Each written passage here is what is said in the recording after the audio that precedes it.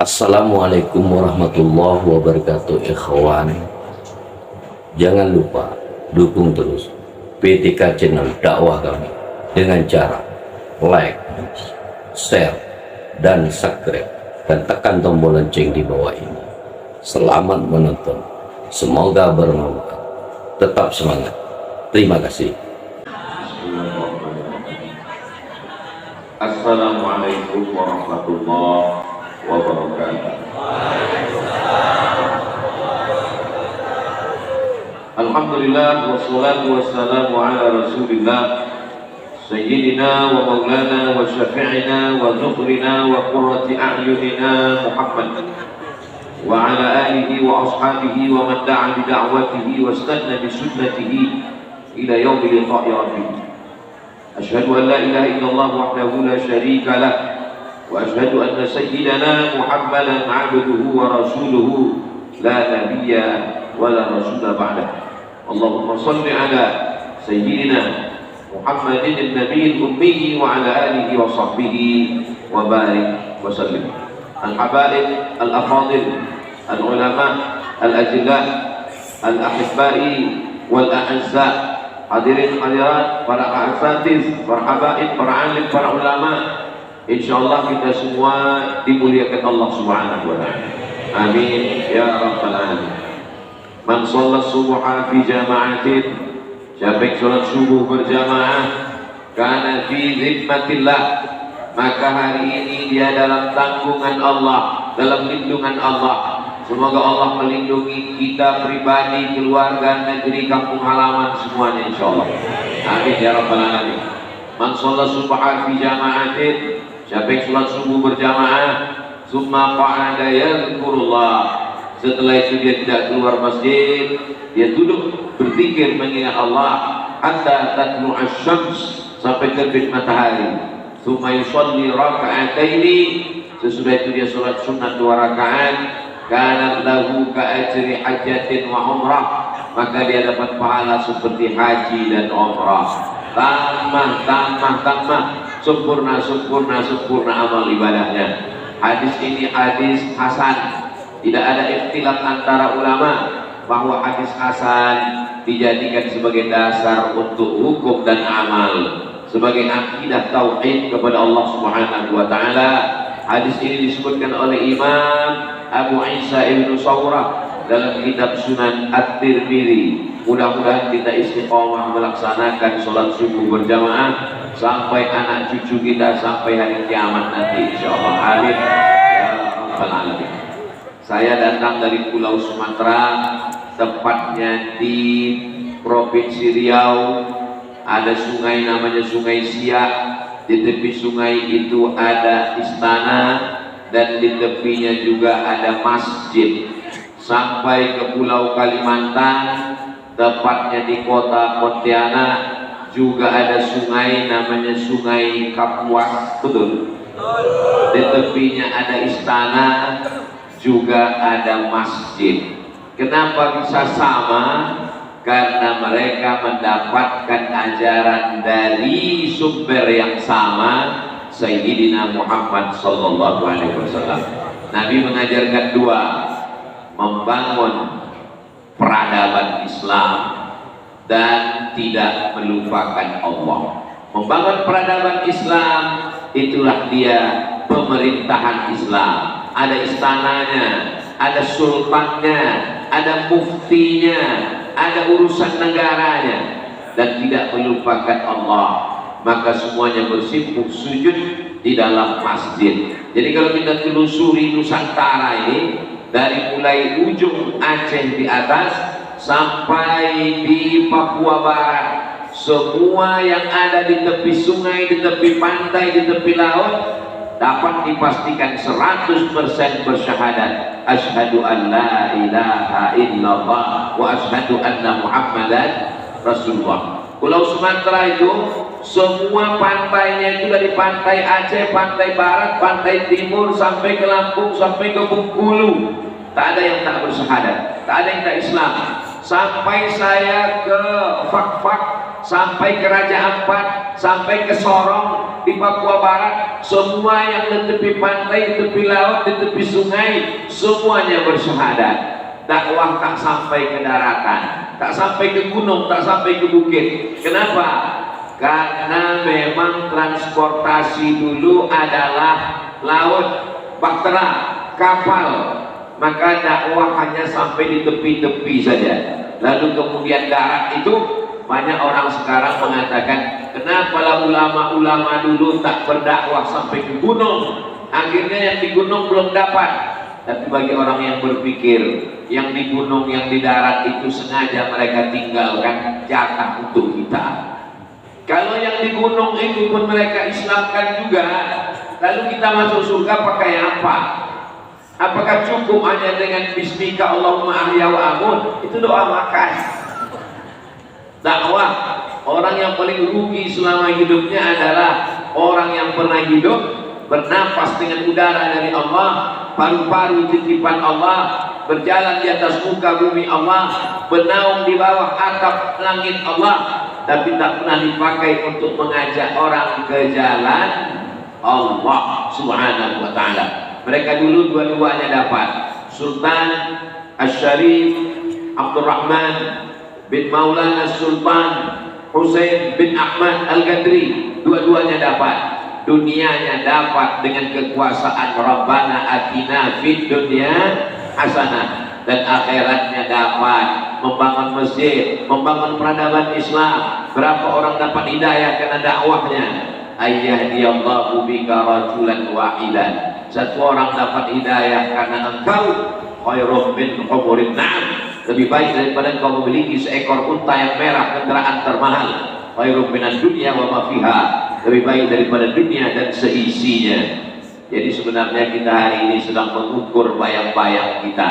Mereka dua-duanya dapat, politiknya dapat, agamanya dapat, kesultanannya dapat, kerajaannya dapat, masjidnya dapat.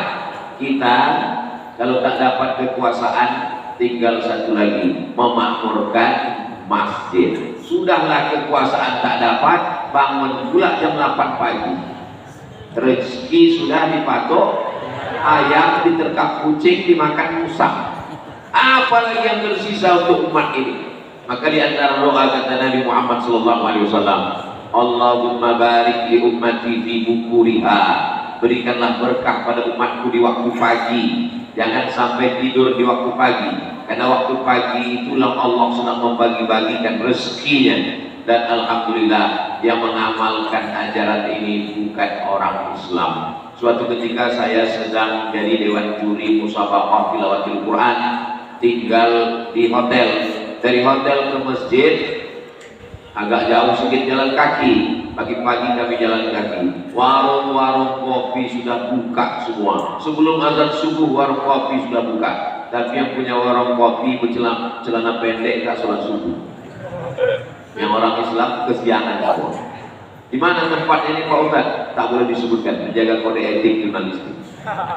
Kita sedang otokritik, mengkritik diri kita sendiri di dalam. Kalau ulama-ulama dulu, para habaib yang datang ke Nusantara, melewati lautan Teluk Arab, dipukul ombak, limpas gelombang, mereka kemari untuk supaya nenek moyang bangsa Melayu, Nusantara, Nusa pulau antara, di antara dua benua, di atas benua Asia, di bawah benua Australia. Di antara Asia dengan Australia ada pulau-pulau. Orang Arab menyebutnya Al-Juzur Al-Hindiyah. Juzur, pulau-pulau, Hindia, India. Pulau-pulau yang ada di balik India.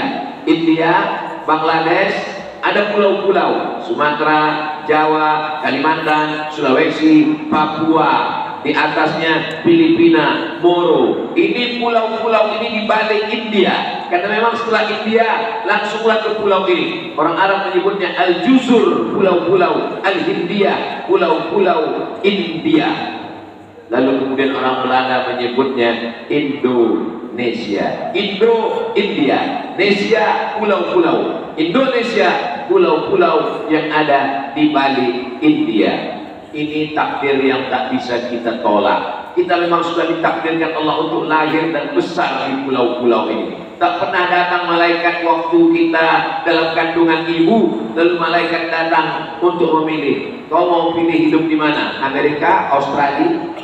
Ini merupakan takdir Allah. Makanya di antara rukun iman yang 6, antu'mina billah wa malaikatihi wa kutubihi wa rusulihi wal yaumil akhir wa bil qadari khairihi wa syarrihi. Takdir besar di Pulau Sumatera, menjadi orang Sumatera sudah pilihan dari Allah, tak dapat saya memungkiri, mengingkari itu. Dan ada pula saudara saya lahir di Pulau Kalimantan, besar di Pontianak, memang sudah takdir Ustadz Lukmanul Hakim. Tapi lalu kemudian jarak antar pulau ini tidak membuat kami jauh. Kami dipersaudarakan dengan dua ikatan. Ikatan yang pertama, la ilaha illallah Muhammadur Rasulullah. Ikatan yang kedua adalah Ikatan Negara Kesatuan Republik Indonesia. Satu ikatan, ikatan kebangsaan, ikatan dunia. Satu ikatan, ikatan yang kita pegang, kalimatu haqqin 'alaiha nahya, dengan itu kita hidup, wa 'alaiha namutu, dengan itu kita mati, wa biha nub'atsu, dengan itu kita akan dibangkitkan di padang mahsyar dalam keadaan la ilaha illallah Muhammadur Rasulullah sallallahu alaihi wasallam. Jamaah fardhu subuh yang dimuliakan Allah Subhanahu wa taala, kalau kita telusuri semua kota-kota di Nusantara ini dibangun oleh ormas. Ormas itu artinya orang masjid. Orang-orang masjid inilah yang membangun kota peradaban. Maka jangan sampai melupakan masjid. Karena kalau kita melupakan masjid, berarti kita melupakan perjuangan mereka yang membangun kota. Berdasarkan kalimah thayyibah, waktu memancangkan tiang, waktu meletakkan batu, mereka berniat supaya warga kota, masyarakat yang mereka bangun itu berasaskan Islam, berdasarkan kalimah tauhid, supaya negeri menjadi baldatun thayyibatun warabbun ghafur. Karena ada baldatun thayyibatun tapi tak warabbun ghafur.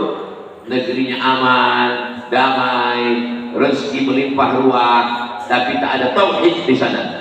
Sedangkan Islam baldatun thayyibatun warabbun ghafur. Janji Allah Subhanahu wa taala, walau anna ahlal qura amanu, kalau penduduk suatu negeri beriman, wattaqau, bertakwa. Allah tak minta banyak, yang dimintanya cuma dua saja.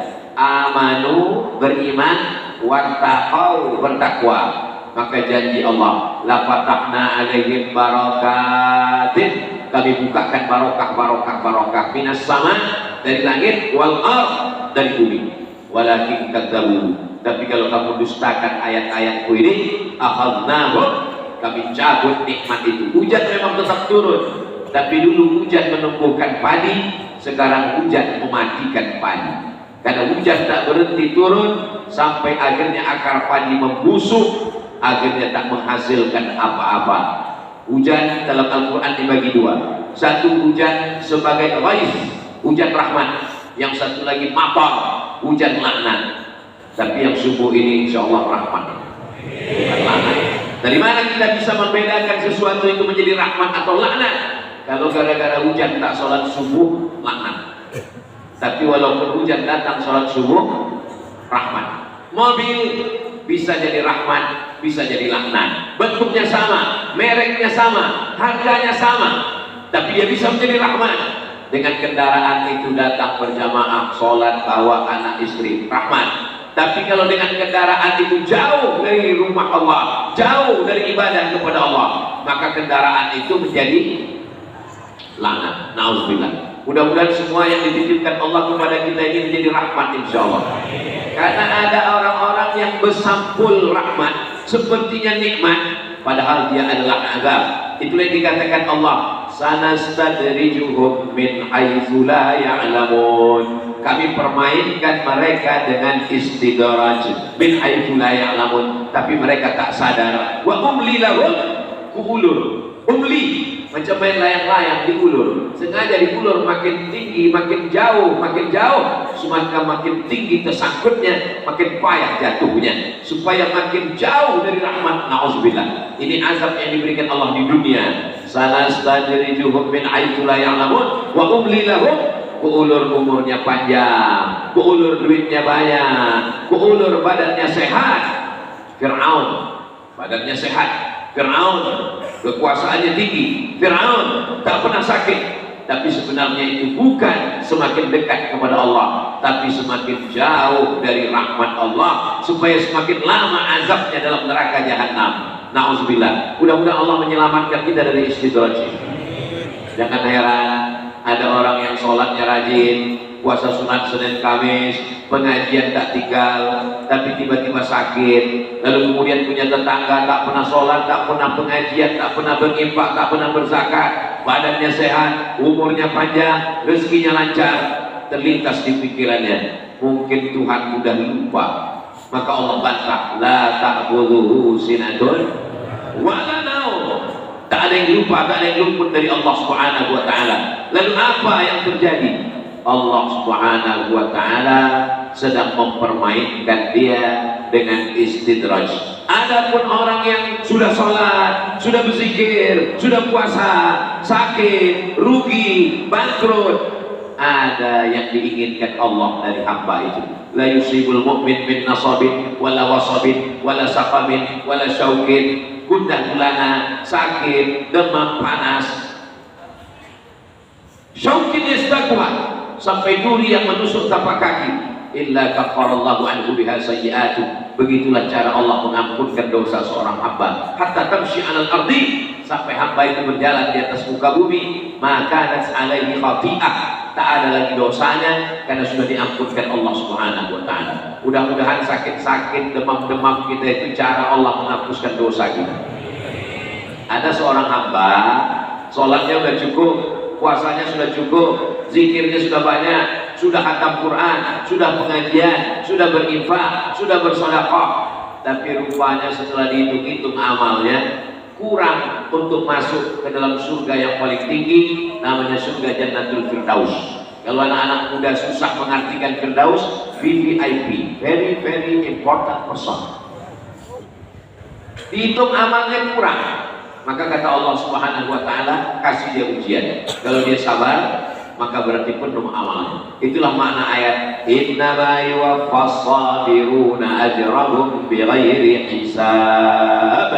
Orang yang sabar itu akan memenuhi timbangan amalnya. Makanya hubungan kita dengan Allah ini dibangun berdasarkan husnul dzan. Ana inda husni dzanni 'abdi bi. Aku menurut prasangka hambaku kepadaku. Bersangka baik kepada Allah, cakap baik, pikir baik, buat baik, amal baik, datang baik. Allah Ta'ala ingin kita bersyukur. Cakap baik, pikir baik, buat baik, amal baik, datang tak baik, Allah ingin kita bersabar. Makanya kata Nabi SAW, ajaban li amril mu'min, orang beriman itu ajaban, ajib, menakjubkan. Kenapa?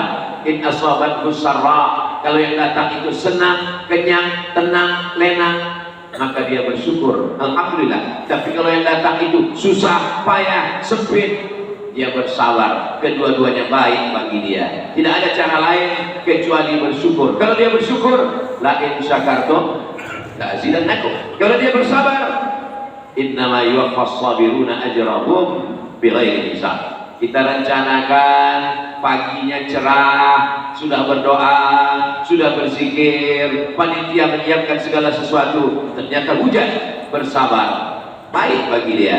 Sudah direncanakan, ini akan menguntungkan, kalau dapat duit akan berinfak, akan bersedekah, bangun masjid, ternyata tidak beruntung, bersabar, niatnya dapat. Innamal a'malu binniyat. Berapa banyak niatul mukmin khairun min amali, niat lebih baik daripada amalnya. Loh, bagaimana ceritanya niat lebih baik daripada amal? Andai jadi dia laksanakan, mungkin amalnya rusak karena ada riya, karena ada sum'ah. Tak jadi dia laksanakan, tak ada riyanya, tak ada sum'ahnya, tak sempat dicakap-cakapkan, tak sempat ditengokkan, dipandangkan kepada manusia, dan amalnya bersih daripada riya. Sesungguhnya Allah ingin menjaga dia. Itulah mengapa orang mukmin yang berniat untuk tahajud malam, tertidur sampai azan subuh berkumandang, maka tetap dapat niat tahajud, pahala tahajud dapat, dan tidurnya itu adalah sedekah dari Allah. Begitu dalam hadis sahih. Dan jangan tiap malam. Orang yang berniat puasa lalu kemudian terlupa, tersilap, termakan, maka puasanya tetap jalan. Yang makanan itu adalah sedekah dari Allah Subhanahu wa ta'ala. Jadi Allah memberikan sedekah kepada hambanya. Selama ini hamba bersedekah kepada fakir, miskin, yatim, du'afa, tapi ada kalanya hamba itu diberi sedekah oleh Allah Subhanahu wa ta'ala. Begitulah Allah mendidik hamba ini sehingga akhirnya hamba itu menghadap Allah dalam keadaan husnul khatimah. Tak ada gunanya amal banyak kalau tidak ditutup dengan husnul khatimah. Maka jadi antara doa yang diajarkan kepada kita, Allahumma khtim lana bi husnul khatimah. Macam tali. Tali ini ada pangkalnya, ada tengahnya, ada ujungnya. Yang diinginkan pangkalnya baik, tengahnya baik, ujungnya baik. Mudah-mudahan kita begitu semua insyaallah. Amin. Tapi saya ini Pak Ustadz pangkalnya tak baik, saya pemabuk, saya pemakai, saya peminum, saya pezina, saya pelaku perbuatan maksiat. Innallaha la yaghfiru an yushraka bihi. Allah tak mengampunkan dosa syirik, wa yaghfiru ma duna dzalika liman yasha. Allah mengampunkan dosa semuanya. Maka Allah ingin kita bertaubat nasuha. Ya ayyuhalladzina amanu, hai orang beriman, tubu ilallah, bertaubatlah kepada Allah taubatan nasuha. Nasuha diambil dari 3 huruf. Nasoha. Arti nasoha, saya masuk ke dalam hutan, dibawa oleh jamaah. Ustaz Somad, kita siapkan sepatu bot. Semana panjang sepatu bot? Sebetis kata Ustaz. Nanti kita masuk ke hutan untuk panen madu. Iyalah, saya pun pakai sepatu bot. Rupanya masuk ke dalam, lumpurnya sepinggang. Tinggal sepatu bot betul.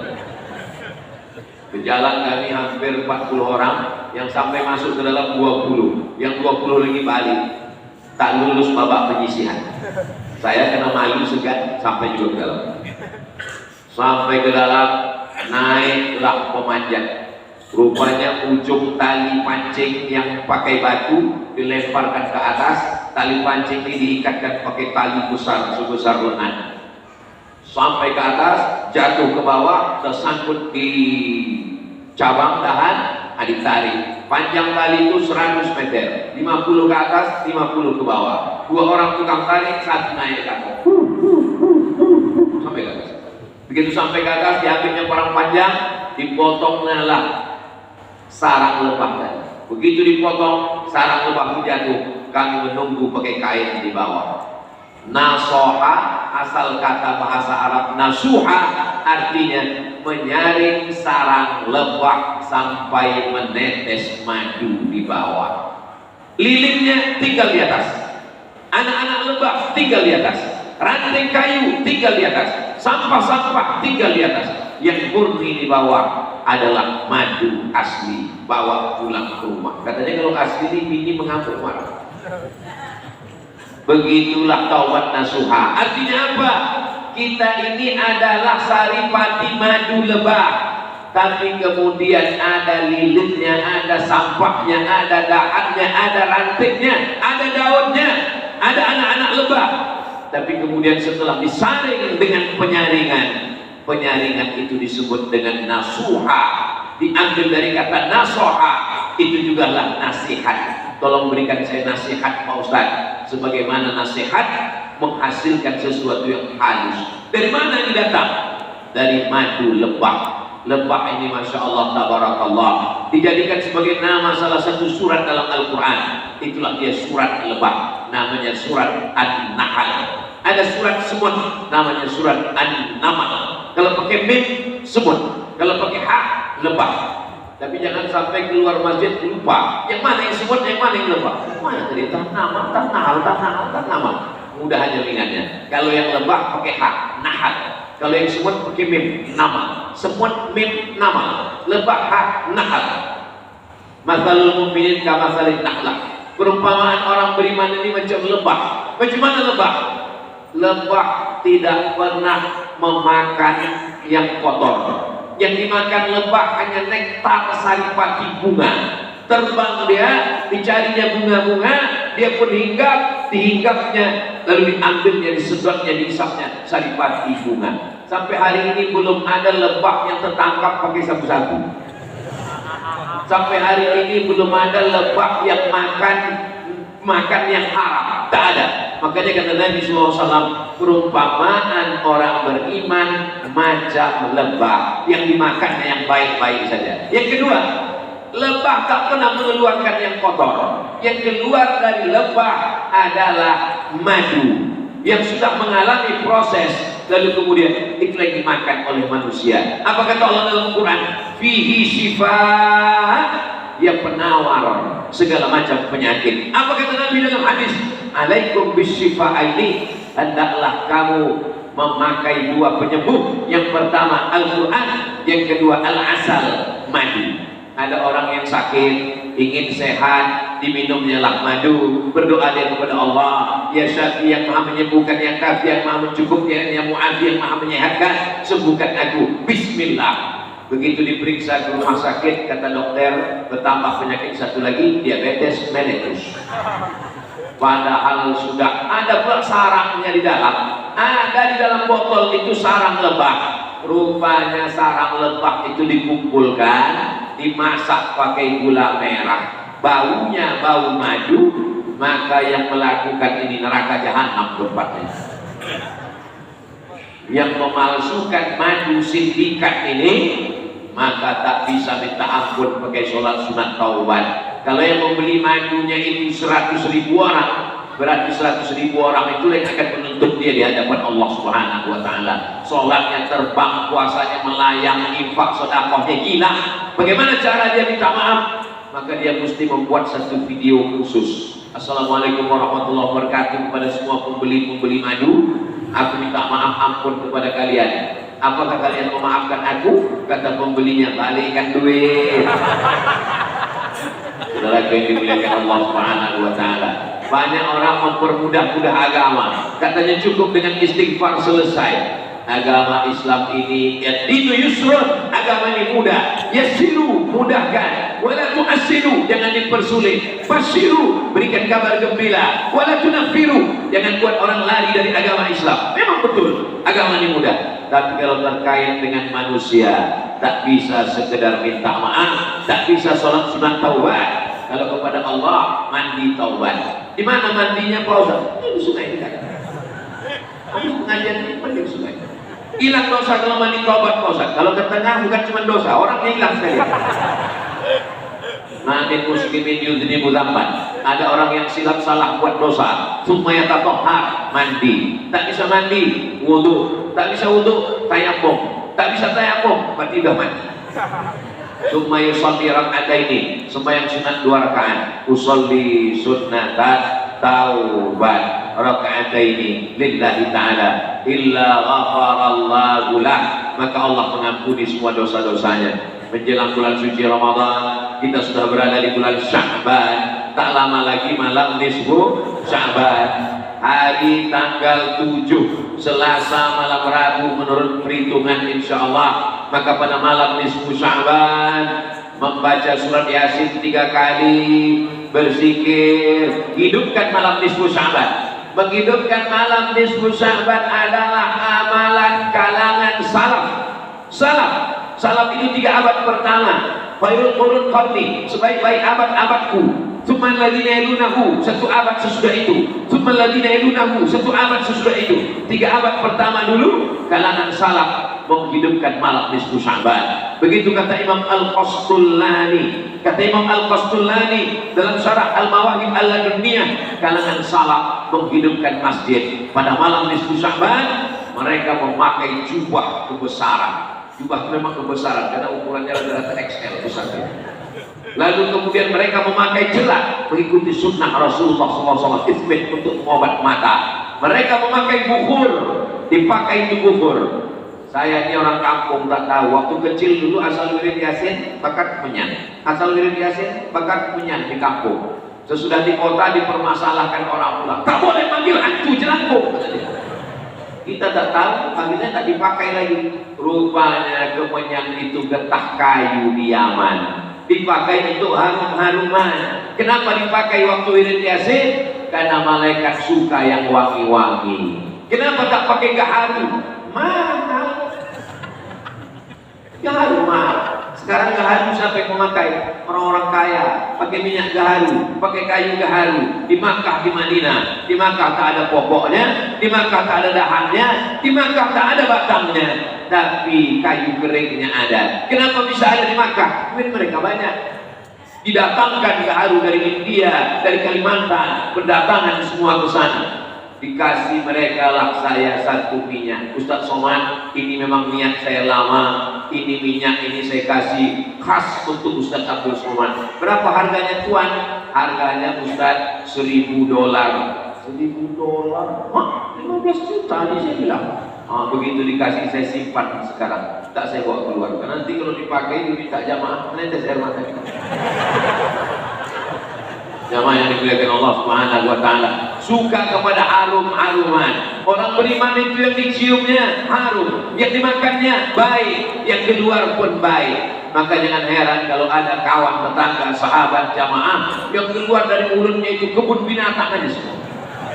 Itu dapat dipastikan bahwa yang dimakannya itu tidak baik. Itulah mengapa kita tak boleh memakan binatang bertaring. Kenapa? Karena takut mempengaruhi perbuatan. Datanglah orang bertanya kepada ulama kita, kenapa ayam boleh dimakan? Kenapa khinzir tak boleh dimakan? Ulama tak boleh marah-marah. Dia senyum aja. Coba ambil ayam, habis itu ambil khinzir. Khinzir itu pada teba baya bawabi. Khinzir bahasa Arab. Hurriman alaikumul maitatu waddamu walahul khinzir. Diambil ayam, ambil 2 ayam jantan, ambil 1 ayam betina, masukkan 1 kandang. Belaga ayam jantan itu sampai tetes darah penghabisan untuk merebut ayam betina. Begitulah cemburunya ayam. Mama cakap diambil khinzir jantan 2, diambil khinzir betina 1. Tak ada mereka bekerja sama ya. Maka dilarang makan khinzir karena takut tak ada cemburu. Dan informasi terbaru, binatang yang homo, yang LGBT, khinzir itu. Maka orang makan khinzir ini agak-agak melambai dengan pengaruh makan. Jamaah yang dimuliakan Allah Subhanahu wa taala, kenapa kita dilarang makan yang bertaring, makan yang bercakar tajam? Karena mempengaruhi sifat dan perbuatan. Begitulah Allah Subhanahu wa taala mengumpamakan dengan madu lebah, yang dimakannya baik, yang keluarnya baik. Yang kedua, yang ketiga, lebah bersarang di kayu tualang yang tinggi. Belum pernah rasanya ada lebah bersarang di batang ubi. Lebah tak mau bersarang di ranting yang lapuk, dia bersarang di dahan yang kokoh. Kenapa dibuatnya tinggi? Karena dia tidak mau diganggu orang, dan dia tak mau mengganggu orang. Dia tidak mau merusak. Belum ada lebah yang bersarang hingga patah ranting kayu, tak ada. Dicarinya kayu yang tinggi, bersarang dia di sana. Maka kalau kita tebang kayu tualang, maka sesungguhnya kita sudah membunuh lebah. Akhirnya pindah lebah. Di beberapa kota saya tengok ada lebah yang bersarang di mall. Bersarang dia di bawah perpustakaan. Kenapa? Karena rumahnya sudah dihancurkan. Lalu kemudian yang keempat, lebah tidak pernah mengganggu orang. Tapi kalau sarangnya diganggu, dia akan mengejarmu walaupun kau menyelam ke dalam sungai Kapuas. Dikejarnya, begitu menyelam ke dalam, ditunggunya. Begitu kepala muncul, disengat. Di ujung ekor belakangnya ada senjata pamungkas terakhir, tajam dia, sengatan lebah. Sengatan ini dipakai hanya sekali seumur hidup. Kalau lebah sudah memakai sengatnya, sesudah itu dia akan mati. Kenapa? Karena kalau sudah dia sengat, dia terbang, maka lepaslah dari perutnya dan dia akan mati.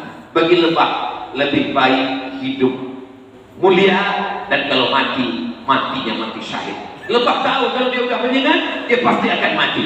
Tapi bagi dia tak ada gunanya hidup terhina. Sarang sudah diganggu, maju sudah diambil, hidup lebih baik putih tulang daripada putih mata. Ini biasanya diucapkan jomblo yang calonnya diambil orang lain. Jamaah yang dimuliakan Allah Subhanahu wa taala, Makanya lebah itu kalau dia mati, mati syahid. Kenapa? Karena dia membela harkat martabat dirinya, kehormatan dirinya, rumahnya, bangsanya diganggu, dan dia tidak mau itu. Nabi itu kalau memberikan perumpamaan, betul, di antara mukjizat Nabi itu adalah jawami'ul kalim. Arti jawami'ul kalim, kalimatnya pendek tapi penjelasannya panjang. Hanya satu kalimat yang keluar dari mulutnya. Perumpamaan orang beriman macam lebah, tapi menjelaskannya sampai 60 menit. Ustadz Abdul Somad selesai jam 6.15 insya Allah. Banyak ustadz berceramah, jamaah tak tahu selesainya kapan. Akhirnya dalam hatinya, kapanlah penderitaan ini berakhir. Tapi kalau ustadz Abdul Somad ceramah, semua orang tahu. 600 ml. Terbit matahari, selesai sholat sunat isyraq 2 rakaat, dapat pahala haji dan umrah. Insya Allah bulan Oktober nanti Ustaz Abdul Somad akan umrah. Mudah-mudahan berjumpa pula kita di Makkah Madinah. Insya Allah. Ongkos tanggung masing-masing. Jamaah yang dimuliakan Allah Subhanahu Wa Taala, kalau negara, negeri, kota, kerajaan kita dibangun oleh orang-orang yang soleh, membangun masjid, kalau belum bisa membangun jangan merusak. Kalau belum bisa membahagiakan orang tua jangan menyusahkan hatinya. Adik-adik yang belajar di kampus, yang masih sekolah di pondok pesantren, prinsip dengan orang tua ini, kalau belum bisa membahagiakan dia jangan susahkan hatinya. Karena kalau kita susahkan hatinya, nanti anak kita pun juga akan menyusahkan hati kita. Karena ada satu dosa, kalau dibuat di dunia akan dapat juga di dunia. Jangan heran kalau ada orang pemabuk, kalau ada orang pezina, hidupnya senang di dunia, nanti di akhirat dibalas Allah. Tapi untuk khusus durhaka pada orang tua akan didapat di dunia. Di akhirat dapat lagi Pak Ustaz? Dapat. Loh, di dunia udah dapat, kenapa akhirat dapat lagi? Di dunia itu baru DP-nya. Mudah-mudahan kita termasuk orang yang berbakti pada orang tua, dan anak-anak kita pun insya Allah akan mendapatkan bakti yang sama kepada kita insya Allah. Mengadulah seorang kepada saya, anak saya nih Pak Ustaz tak senang diam saya dibuatnya, ada aja tingkah lakunya. Lama saya merenung, tolong doakan Pak Ustaz, insya Allah saya bacakan Al-Fatihah, saya selawatkan, saya doakan. Ingat saya ucapan orang tua dulu, oh dia pun dulu begitu juga memperlakukan orang tuanya. Apa yang kau lakukan terhadap orang tuamu, maka itu pula lah yang akan dibalaskan anak-anakmu. Dalam Islam tak ada karma. Dalam Islam adalah balasan Allah Subhanahu Wa Taala. Mudah-mudahan kalau kita dulu pernah silap, kita pernah lupa, kita pernah salah, orang tua sudah meninggal dunia, jangan putus harap. Karena saat pernah datang menjumpai Nabi Muhammad Sallallahu Alaihi Wasallam, ya Rasulullah, ya ummi mata, emakku sudah meninggal dunia. Apa atau sadaqu anha? Apakah boleh aku bersedekah ya Rasulullah? Kata Nabi, tasaddaq, bersedekahlah saat untuk makku, ya, sampai pahalanya Rasulullah. Sampai kata Nabi, ayu sedekah afdal, sedekah apa yang paling afdal? Kata Nabi, saqiyul ma, memberi air minum. Saat pun balik ke rumah, diambilnya cangkol, digalinya sumur, diwakafkannya sumur itu. Jamaah tak perlu mencari cangkol, tinggal panggil, assalamualaikum, sumur bor siap. Namun kan ke pondok pesantren, pondok pesantren santrinya 1000, WC-nya 5. Bayangkan santri mengantri, bayangkan santri tak dapat ke toilet. Maka kalau dibangunkan ini, niatkan untuk almarhum almarhumah. Tapi rasanya di Pontianak tak perlu lagi membuat sumur. Kenapa? Pandang ke kanan, sungai luas-luas. Jadi tidak selamanya habis waktu. Hah? Terbit matahari. Saya tahu, pura-pura bertanya. Terbit matahari. Asal terbit matahari berbunyi, asal terbit matahari berbunyi, asal terbit matahari berbunyi. Lalu orang pun mengambil kesimpulan kalau berbunyi berarti terbit matahari. Sampai akhirnya suatu hari tak berbunyi dan matahari tetap. Betapa kita salah mengambil kesimpulan. Ada tua mati, ada tua mati, ada tua mati. Lalu orang mengambil kesimpulan bahwa mati itu menunggu tua, padahal banyak yang muda. Betapa kita salah mengambil kesimpulan. Jangan ambil kesimpulan dari sesuatu kebiasaan. Dia berbunyi terbit matahari, sampai akhirnya terbit matahari tanpa dia berbunyi. Kenapa? Karena dia lebih dulu mati. Habis baterainya. Saudara yang dimuliakan Allah Subhanahu wa taala, jangan mengambil kesimpulan dari data-data yang tidak sesuai. Kenapa? Karena tak semua data menghasilkan kesimpulan yang benar. Kesimpulan kita tentang bahwa mati menunggu tua tidak selamanya benar. Covid mengajarkan kepada kita bahwa tidak menunggu tua, lebih sehat. Berapa banyak tetangga, kawan, tetangga, jiran, satu sekolah, keluarga kita, handai tolan, kerabat kita sehat walafiat, tapi sudah mendahului kita. Kenapa kita masih hidup di bulan Sya'ban ini? Apa yang diinginkan Allah kepada kita di bulan Sya'ban ini? Yang diinginkan Allah adalah liyabluwakum ayyukum ahsanu amala. Banyak orang sekarang salah jawab. Bapak sehat ya? Alhamdulillah. Apa rahasianya Pak? Bapak sehat 5 sempurna. Kalaulah orang sehat karena olahraga, kenapa banyak orang habis olahraga jogging mati? Tapi jangan dijadikan dalil untuk tidak olahraga. Kok kenapa tak jogging? Kata Ustaz Somad, nanti habis jogging mati. Dipotong ceramah saya. Jangan potong ceramah Abdul Somad, nanti menimbulkan fitnah. Tonton edisi lengkapnya di channel Ustaz Abdul Somad Official. Subscribe, like, share, dan komen.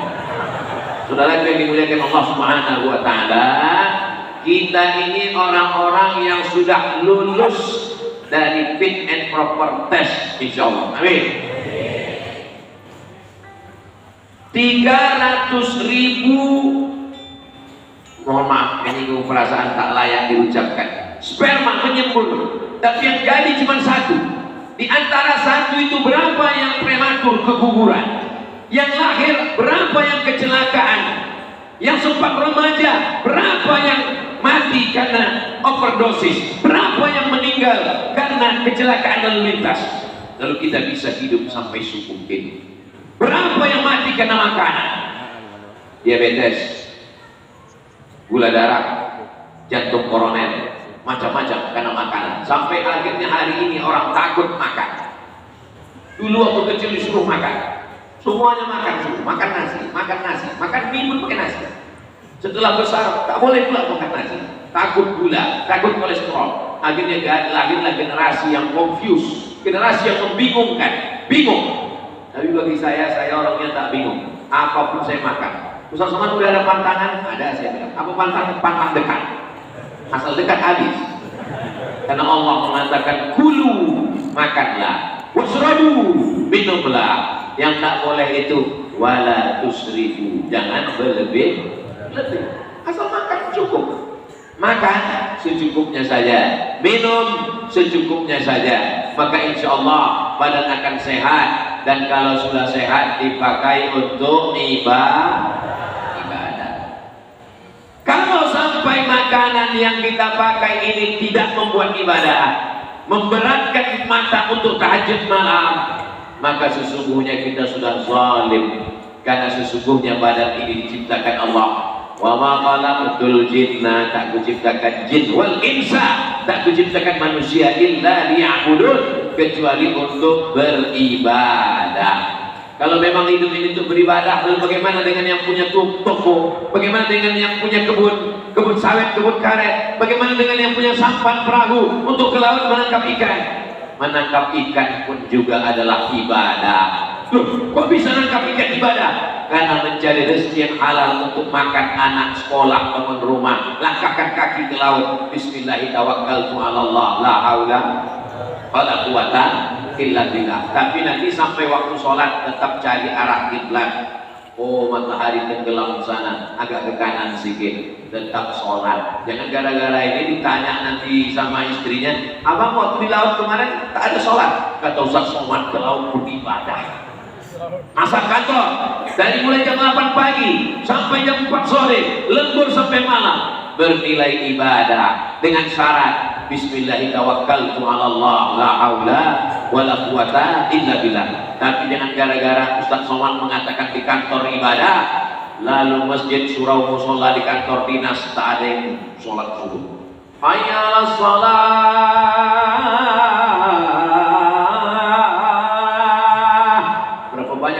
Kantor dinas, dia yang muazzin, dia yang qomat, dia yang imam, dia yang makmum, dia yang bersihkan musola itu.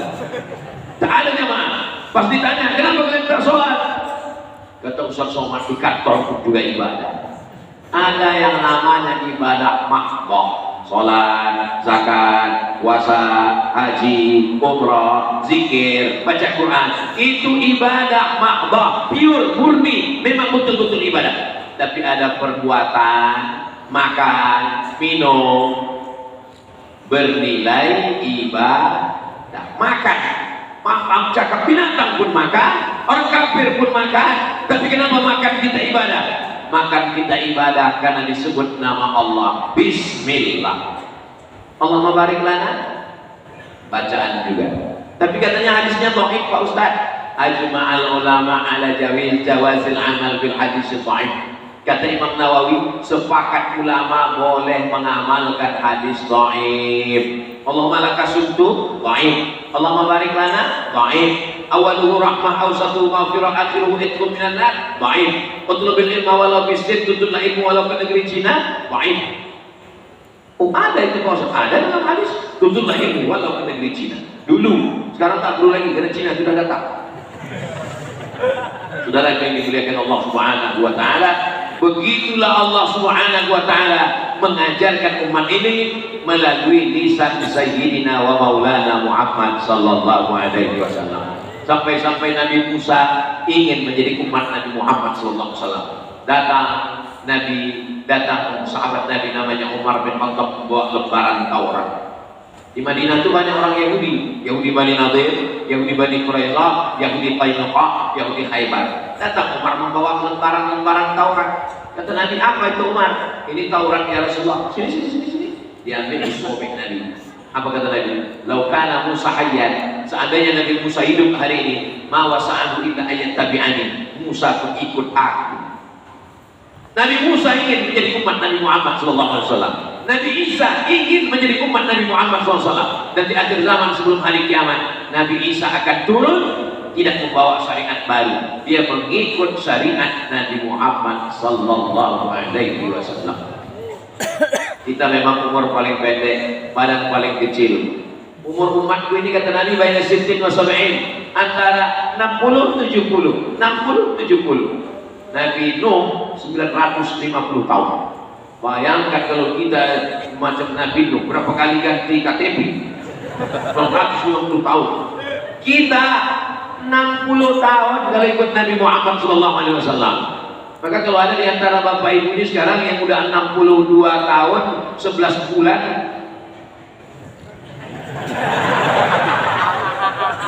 umur tidak menengok akte kelahiran. Malaikat maut kalau mencabut nyawa tidak menengok tua muda. Apa kata orang Melayu?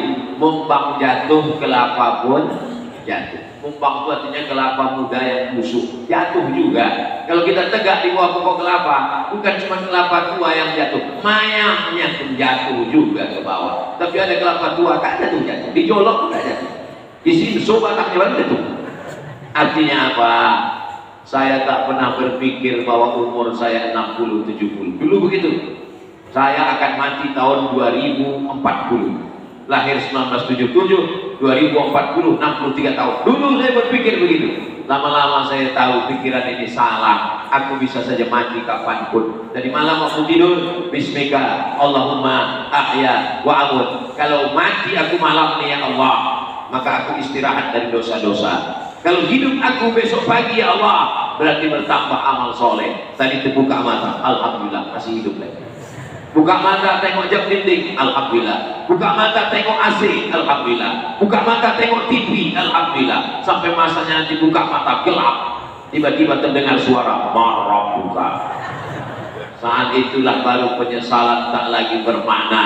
Mata sudah menengok azab. Rabbana absorna, mata kami sudah menengok azab. Wasami'na, telinga kami sudah mendengar azab. Farji'na, balikkan kami lagi ke dunia. Na'mal sholihat, kami ingin beramal soleh. Bisa kita lagi balik ke dunia? Saat itu penyesalan tak lagi bermakna. Menetes air mata darah, minta balik ke dunia. Apa kata orang-orang yang dikubur itu? Ditanya Allah Ta'ala, hai mayat-mayat, hai jenazah-jenazah, mau kalian hidup lagi?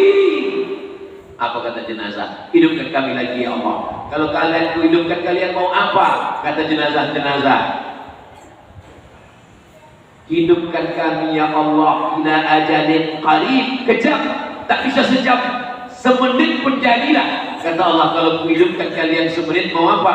Fa asaddaqa wa akum minas salihin. Mereka cuma dua, mau bersedekah dan mau jadi orang soleh. Itulah mengapa kita minta anak yang soleh. Rabbi habli minas salihin. Itulah mengapa kita minta jadi orang soleh. Selesai wudu menghadap ke kiblat, asyhadu an la ilaha illallah syarikalah wa asyhadu anna muhammadan abduhu wa rasuluh. Allahumma ja'alni minat tawwabin waj'alni minal mutatahhirin waj'alni min ibadika sholihin. Karena hanya orang soleh lah yang didoakan dalam sholat. Orang soleh didoakan dalam sholat. At-tahiyatul mubarakatuh salawatut thayyibatullah. Assalamu alayka ayyuhan nabi wa rahmatullahi wa barakatuh. Wassalamu alayna wa ala ibadillahi. Syarat soleh, soleh akidahnya. Yang sampai ikut aliran sesat, Khawarij, Murji'ah, Qadariyah, Jabariyah, Mu'tazilah, sekuler, liberal, komunis. Sedangkan akidah kita adalah ahlus sunnah wal jamaah. Soleh ibadahnya subuh, zuhur, asar, maghrib, isya, duha, tahajud, qabliyah, ba'diyah. Soleh puasanya Ramadan, puasa yang tinggal-tinggal dulu. Masih ada kesempatan untuk mengqadha puasa yang lalu-lalu tinggal. Ibu mengandung anak 30 hari tak puasa. Lahir anak tahun pertama 30 hari tak puasa. Anak disusukan 2 tahun 30 hari tak puasa. Satu anak 90 hari tak puasa. Anak ibu berapa? 13 puasa. Kalau suaminya soleh, dia akan ingatkan, ingat puasamu, kamu mesti ganti, kamu mesti qadha. Saya ini mau mendengar ceramah Ustaz, mau meringankan beban Ustaz. Mendengar ceramah Ustaz subuh ini bertambah beban saya 90 hari. Puasa qadha itu tak terasa kalau dilaksanakan dengan puasa Senin Kamis. Laksanakan puasa Senin, Kamis, Senin, Kamis, Senin, Kamis, Senin, Kamis, 1 bulan, 8 hari, 10 bulan, 80 hari, 11 bulan, 88 hari, tambah 2 hari, 90 hari. Maka orang yang istiqomah puasa Senin Kamis, badannya sehat, akalnya sehat, takwa kepada Allah, dan utang anaknya lunas selama 1 tahun, dan ada bonus belanja berkurang. Wah, apa salahnya? Niatnya apa Ustaz? Niatnya qadha, tak perlu niatnya disebut aku qadha hari ini bercampur dengan puasa Senin Kamis, bercampur pula dengan puasa Rajab dan Sya'ban. Tidak, cukup dengan niat qadha, qadhanya lapan, qadhanya lunas, dan insya Allah dapat pahala puasa sunnah. Almarhumah emak saya sampai meninggalnya pas hari Senin, habis makan sahur dalam keadaan niat puasa hari Senin. Karena memang saya sampaikan ke dia, saya semua pengajian ini ke dekat-dekat dulu, ke keluarga-keluarga dulu. Karena jangan kita menceramahi orang keluarga dekat kita. Dulu waktu mengandung aku berapa hari tak puasa? Oh, kau dulu waktu dalam kandungan sakit-sakit aku tak bisa puasa. Maka diqadha dengan niat puasa Senin Kamis. Karena dia tak tahu hitungannya, diqadhanya dulu sampai tua. Umur 70 saya tanya, kalau tak sanggup nanti kubayarkan fidyah. Karena dalam Quran dikatakan wa 'alal ladzina yutiqunahu fidyatun ta'amu miskin. Bagi yang tak sanggup puasa karena tua renta, karena penyakit yang tak sembuh-sembuh, maka dia membayar fidyah. Insya Allah aku masih sanggup, maka sanggup berpuasa. Kalau keadaan aku sabir, maka fa'iddatun min ayyamin ukhra, diganti di hari yang lain. Bagaimana kalau mati belum mengqadha puasa? Man mata, siapa yang mati wa alaihi siyamun, punya utang puasa, soma'an waliyuhu, maka ahli warisnya wajib menggantikan puasanya. Jadi kalau kita pulang nanti ke rumah, buka laci orang tua, dapat catatannya, waktu dulu aku meninggalkan puasa, sudah aku qadha, masih ada 30 hari lagi. Maka teleponlah abang, adik, kakak suruh datang semua, bilang ini kita mau menyambut puasa, ada mau kita bagi-bagi ini. Insya Allah mereka datang semua. Disangkanya mau bagi cincin, rantai, gelang, surat tanah. Dia tak tahu mau bagi utang puasa. Saudara yang dimuliakan Allah Subhanahu wa taala, Allahumma barik lana fi Sya'ban, berikan kami berkah di bulan Sya'ban, wa ballighna Ramadan, sampaikan kami ke bulan Ramadan. Mudah-mudahan keluarga kita sehat walafiat, anak-anak kita diselamatkan dari bahaya akhir zaman, diselamatkan dari zina, diselamatkan dari LGBT, diselamatkan dari narkoba, diselamatkan dari ganja, diselamatkan dari sabu-sabu, diselamatkan dari khamar, diselamatkan dari pergaulan bebas. Ala hadhihi niyyah wa kulli niyatin salihah. Al-Fatihah. أعوذ بالله من الشيطان الرجيم. بسم الله الرحمن الرحيم. الحمد لله رب العالمين الرحمن الرحيم مالك يوم الدين إياك نعبد وإياك نستعين اهدنا الصراط المستقيم صراط الذين أنعمت عليهم غير المغضوب عليهم ولا الضالين آمين. اللهم صل على سيدنا محمد وعلى آل سيدنا محمد. السلام عليك يا رسول الله. اللهم أنزل الرحمة والسلامة والبركة على هذه الجماعة. Turunkanlah keselamatan, kerahmatan, keberkahan kepada seluruh jamaah ini ya Allah. Allahumma ftah lana abwabal khair wa abwabal ni'mah wa abwabal barakah. Bukakan untuk kami pintu kebaikan, pintu-pintu nikmat dan pintu-pintu keberkahan. Allahumma dafa'an al-ghala wal waba wal fahsya wal riba wal zina. Selamatkan Pontianak, selamatkan Kalimantan Barat, selamatkan negara kesatuan Republik Indonesia, selamatkan negeri-negeri kaum muslimin dari segala malapetaka, bencana, musibah, segala perbuatan yang keji dan mungkar ya Allah. Ya muqallibal qulub, engkau yang membolak-balikkan hati, sabit qulubana, kokohkan hati kami ala dinik dalam agamamu, wa ala ta'atik dalam ketaatan kepadamu. Allahumma a'inna, tolong hati kami ala zikrika, supaya selalu berzikir mengingatmu, wa syukrika, selalu bersyukur kepadamu, wa husni ibadatik, selalu beribadah dengan ibadah yang terbaik. Ya Rabbi bil Mustafa balligh maqasidana waghfir lana ma madha ya wasi'al karami. Antal alimul ladzi turja syafa'atuhu li kulli haulin minal ahwali muqatta'ani. Dengan barokah Nabi Muhammad, selamatkanlah kami dari segala malapetaka, bencana, musibah. Dengan barokah Nabi Muhammad, sampaikanlah segala niat kami. Ya qadiyal hajat, ya rafi'an darajat, engkau yang menunaikan hajat, engkau yang mengangkat darajat, angkat derajat kami di sisimu ya Allah. Allahumma akrimna wa la tuhinna, muliakan kami dengan iman, muliakan kami dengan Islam, jangan hinakan kami dengan perbuatan maksiat ya Allah. La tuzigh qulubana, jangan palingkan hati kami ba'da idh hadaitana, setelah Engkau berikan hidayah kepada kami. Rabbana hab lana minas shalihin, jadikan anak kami anak-anak yang saleh dan salihah. Rabbana hab lana min azwajina wa dhurriyyatina qurrata a'yun, jadikan pasangan hidup kami, anak-anak kami sejuk di pandangan mata kami ya Allah. Rabbana taqabbal minna salatana wa siyamana wa qiyamana wa ruku'ana wa sujudana. Terima salat kami, puasa kami, bacaan Quran kami, sedekah kami, wa tammim taqsirana, sempurnakan segala kekurangan kami. La tad'alana dzamban illa ghafarta, keluar kami dari masjid ini dalam keadaan bersih dari dosa-dosa.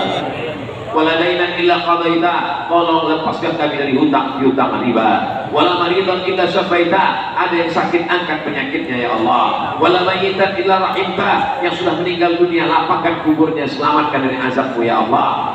Wala hajatan min hawaijid dunia, segala hajat dunia, hajat akhirat. Laka ridha wa lana fiha shalah, baik bagi engkau dan engkau ridha baik bagi kami. Illa yassartaha wa qadaitaha, mudahkan dan tunaikanlah ya Allah. Allahumma khtim lana bi husnil khatimah wa la takhtim alaina bi su'il khatimah. Allahumma ja'al akhir kalamina 'inda tiai ajalina, jadikan akhir kalam kami ketika ajal kami sampai, kalimat yang terakhir keluar dari mulut kami, la ilaha illallah Muhammadur Rasulullah sallallahu alaihi wasallam. Kalimat haqqin 'alaiha nahya, dengan itu kami hidup, wa 'alaiha namutu, dengan itu kita mati, wa biha nub'atsu, dengan itu juga nanti kita akan dibangkitkan di padang mahsyar, dengan itu juga kita akan masuk ke dalam surga bersama Nabi Muhammad sallallahu alaihi wasallam.